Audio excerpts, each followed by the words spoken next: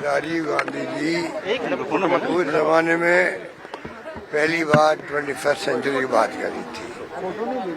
21वीं सदी आने वाली है, तब तक पूरे मुल्क के नागरिकों को अपने आप को तैयार करना चाहिए, जिससे कि नई शताब्दी में प्रवेश करें तो हिंदुस्तान भी दुनिया के दूसरे मुल्कों के श्रेणी में आ सके। ये उनका सपना था। विज्ञान में, टेक्नोलॉजी के अंदर,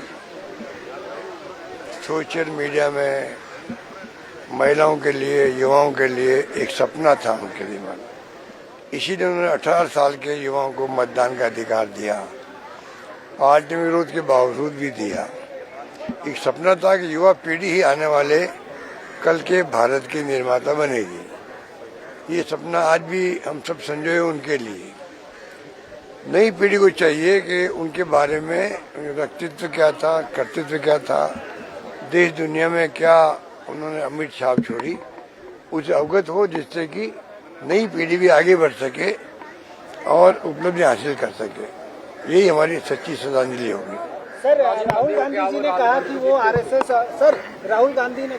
आरएसएस और बीजेपी से नहीं डरते हैं। यहाँ तक ये नई बात क्या कही उन्होंने? नई बात थोड़ी कही, नई बात तो नहीं कही उन्होंने। उनका इतना प्रेम है, देश प्रेम इतना उनके दिलों के अंदर है, दिल की बात जुबान पे उनके आती है। वो चाहते हैं कि हमेशा नेता प्रतिपक्ष के रूप में वो आगाह करते देश को, देशवासियों को, चाहे नोटबंदी हो, चाहे कोविड का संकट हो, हर बार उन्होंने आगाह किया देश को। ये उनकी ड्यूटी भी है एज ए नेता प्रतिपक्ष, उस ड्यूटी को निभा रहे हैं। इसलिए आज जो हालात है सब चिंतित है। एक तरफ तो देश की दिशा में जा रहा है, कोई नहीं जानता किस दिशा में जाएगा, किसी को नहीं मालूम है। इतना बड़ा खतरा पैदा हो गया है। आलोचना करो सरकार की, जेल जाओ, आप राष्ट्रद्रोही हो, डेमोक्रेसी खतरे में है और धर्म के नाम पर राजनीति हो रही है। अच्छा लगता भी एक धर्म के लोगों को, ये पता नहीं कल उनके लिए यही बातें अच्छी साबित नहीं होगी। इस माहौल में उनकी भावना के देश मजबूत बने, एक रहे, अखंड रहे, जिसके लिए इंदिरा गांधी जी ने जान दे दी अपनी, राजीव गांधी शहीद हो गए, इस मुल्क को एक रखा, अखंड रखा। वरना हमारे सामने देखते देखते रशिया जो था अमेरिका के मुकाबले का सुपर पावर, वो 14 टुकड़े उसके हो गए।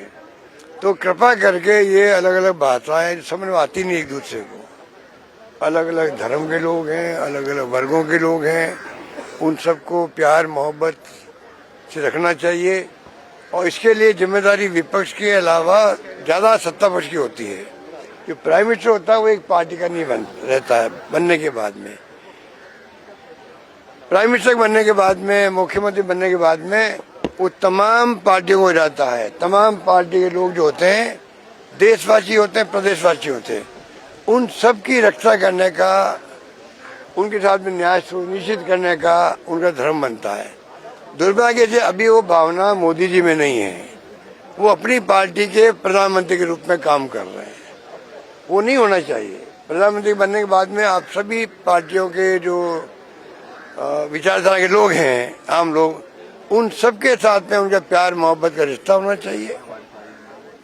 ये आज भावना नहीं है, दुर्भाग्य की बात है।